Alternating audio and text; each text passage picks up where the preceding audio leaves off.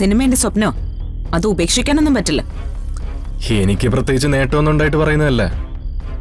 പ്രിയങ്കയ്ക്ക് സിനിമയിൽ അഭിനയിക്കണമെങ്കിൽ ഇനി ഒരൊറ്റ മാർഗമേ ഉള്ളൂ. പ്രിയങ്ക സ്വന്തമായിട്ടൊരു പ്രൊഡക്ഷൻ കമ്പനി തുടങ്ങണം. വിശ്വസിച്ചിരുന്നവരെല്ലാം ചതിച്ചമ്മേ. വരുൺ വല്ലാതെ തളർന്നു പോയി. മോള് വരുണൊന്ന് ഫോൺ കൊടുത്തേ, എനിക്ക് വരുണോടൊന്ന് സംസാരിക്കണം. അത് ഇപ്പൊ വേണോ? കുറച്ച് കഴിഞ്ഞിട്ട് വരുണൊന്ന് ഫ്രീ ആവുമ്പോ ഞാൻ അങ്ങോട്ട് വിളിപ്പിച്ചാ പോരെ? പോരാ, മോൾ ഇപ്പൊ തന്നെ കൊടുക്ക.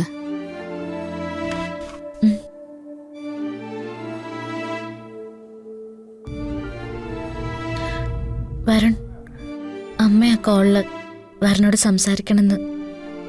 എനിക്ക് നല്ല തലവേദന രാധിക, പിന്നെ സംസാരിക്കാം. അമ്മ അത്യാവശ്യം എന്നാ പറയുന്നത്. എടോ, എന്തായാലും എനിക്കിപ്പോ സംസാരിക്കാൻ പറ്റില്ല.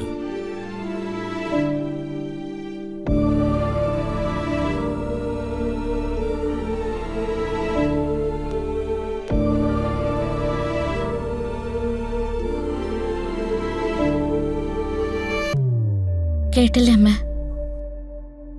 ഇത്രയൊക്കെ അവിടെ സംഭവിച്ചു കഴിഞ്ഞിട്ടുണ്ടെങ്കിൽ അവന്റെ തളർച്ച എത്രയായിരിക്കും എന്ന് എനിക്ക് ആലോചിക്കാവുന്നതേ ഉള്ളൂ. എനിക്ക് എന്താ എല്ലാവരോടും സംസാരിക്കേണ്ടെന്ന് അറിയില്ല. മോള് വിഷമിക്കല്ലേ. എന്ത് കാര്യത്തിനായാലും അമ്മ കൂടെയുണ്ടല്ലോ. വരുൺ നിന്റെ ഭർത്താവാ. നിന്നെ ജീവന് തുല്യം സ്നേഹിക്കുന്ന ഒരാളാ. അവൻ ഒറ്റപ്പെട്ടു പോവാൻ ഞാൻ സമ്മതിക്കില്ല. മോളൊരു കാര്യം ചെയ്യണം. കുറച്ച് കഴിയുമ്പോൾ വരുണിനോട് നിർബന്ധമായിട്ട് എന്നെ വിളിക്കാൻ പറയാ. ഞാൻ പറയാം. മോള് ചെന്ന് അവൻ്റെ കൂടെ ഇരിക്കുക. നമ്മുടെ പങ്കാളി തളർന്നു പോകുമ്പോൾ ഏറ്റവും നല്ല കൂട്ട് നമ്മൾ തന്നെ ആയിരിക്കണം. ശരി അമ്മേ.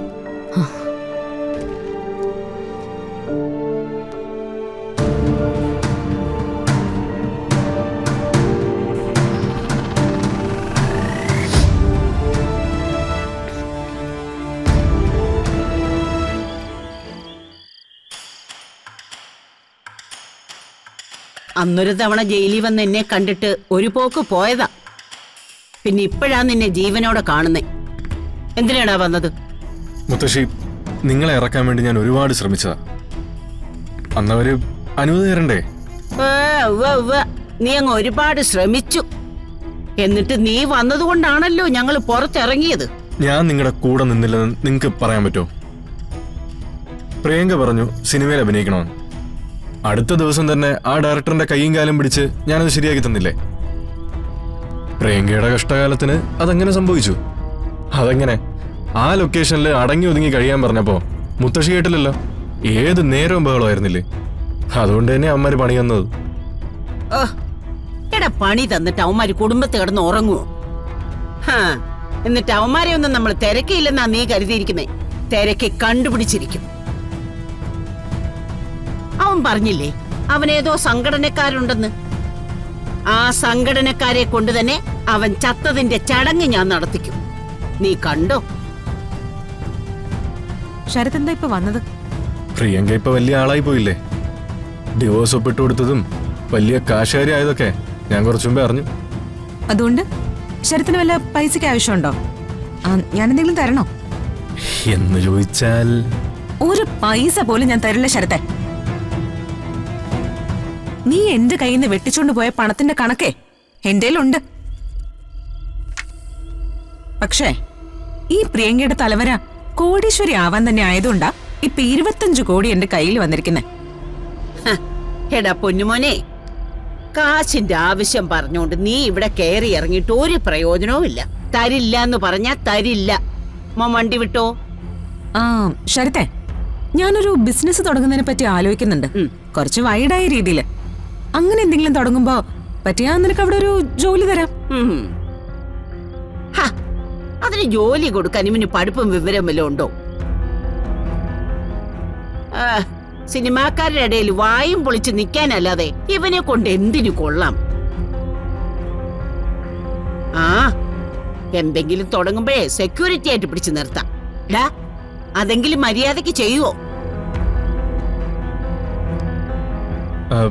അല്ല, പ്രിയങ്ക എന്ത് ബിസിനസ്സാ ചെയ്യാൻ പോകുന്നേ?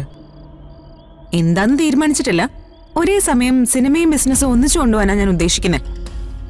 അപ്പോ ഒരു സെലിബ്രിറ്റി ബിസിനസ് ആവുമല്ലോ. സിനിമയിൽ ഇനി പ്രിയങ്കയ്ക്ക് ചാൻസ് കിട്ടുമെന്ന് കരുതുന്നുണ്ടോ? മയക്കുമരുന്ന് കേസിലാകപ്പെട്ടത് എല്ലാവർക്കും ഇപ്പൊ ഇൻഡസ്ട്രിയിൽ അറിയാം. അവരാരും പ്രിയങ്കയ്ക്ക് ഒരു ചാൻസ് തരില്ല. തന്നില്ലെങ്കിൽ വേണ്ടടാ. അവിടെ പോയി അഭിനയിച്ച 5-10 ലക്ഷം രൂപ കിട്ടും. ഇതേ 25 കോടിയാ ബാങ്കിൽ കിടക്കുന്നേ. 25 കോടി. സിനിമ എന്റെ സ്വപ്നോ, അത് ഉപേക്ഷിക്കാനൊന്നും പറ്റില്ല. എനിക്ക് പ്രത്യേകിച്ച് നേട്ടമൊന്നും ഉണ്ടായിട്ട് പറയുന്നതല്ല. പ്രിയങ്കയ്ക്ക് സിനിമയിൽ അഭിനയിക്കണമെങ്കിൽ ഇനി ഒരൊറ്റ മാർഗമേ ഉള്ളൂ. പ്രിയങ്ക സ്വന്തമായിട്ടൊരു പ്രൊഡക്ഷൻ കമ്പനി തുടങ്ങണം. അങ്ങനെ ഒരു പ്രൊഡക്ഷൻ തുടങ്ങുകയാണെങ്കിൽ നായികയായിരുന്നു പിന്നെ ചിന്തിക്കേണ്ട കാര്യം പോലുമില്ല. പ്രിയങ്ക തീരുമാനിക്കുന്നതാണല്ലോ ആർട്ടിസ്റ്റുകൾ. അങ്ങനെ കയറി വന്ന പലരും ഇന്ന് നമ്മുടെ ഇൻഡസ്ട്രിയിൽ സൂപ്പർ സ്റ്റാറുകളാ. ചെന്നങ്ങോട്ട് തുടങ്ങി കൊടുക്കടി. എന്നിട്ട് എല്ലാ കാര്യവും ഇവനെ അങ്ങോട്ട് ഏൽപ്പിച്ചാ മതി. കൃത്യമായിട്ട് നടത്തിത്തരും. എന്നെ ഏൽപ്പിക്കൊന്നും വേണ്ട മുത്തശ്ശി. ഞാൻ ഇതല്ലെങ്കിൽ വേറെ പണി നോക്കും. നമുക്കറിയാവുന്ന ആൾക്ക് നേട്ടം ഉണ്ടാവണമല്ലോ. ഒന്ന് കണ്ട് അഭിനന്ദിക്കണമല്ലോ. അതുകൊണ്ട് വന്നേ ഉള്ളൂ. പോട്ടെ പ്രിയങ്ക.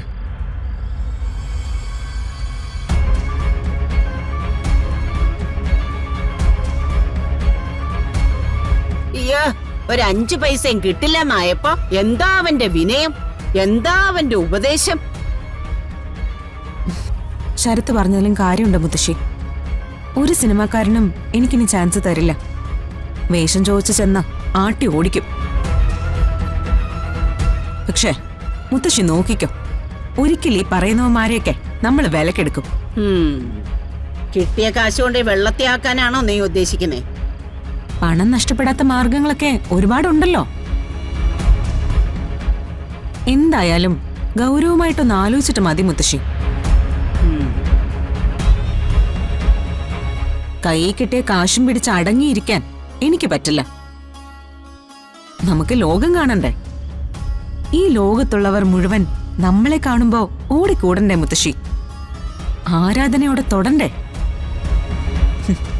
നമുക്കൊന്ന് നോക്കാം.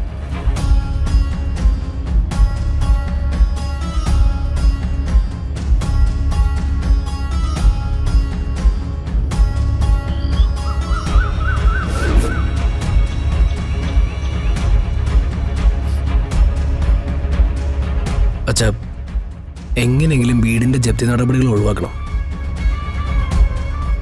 കണിമംഗലം ഗ്രൂപ്പിന് എന്തെങ്കിലും സംഭവിച്ചാൽ വളരെ വൈകി മാത്രമേ ആൾക്കാർ തിരിച്ചറിയൂ. പക്ഷെ നമ്മുടെ വീടിന്റെ മുമ്പിൽ ഒരു ജപ്തി നോട്ടീസ് വന്നാൽ അത് കാട്ടുതീ പോലെ പടരും. ഞാനും അതിനുള്ള വഴി തന്നെ ആലോചിച്ചുകൊണ്ടിരിക്കുന്നത്. പക്ഷേ അവിടെയും കാര്യങ്ങൾ എളുപ്പമല്ല സൂര്യ.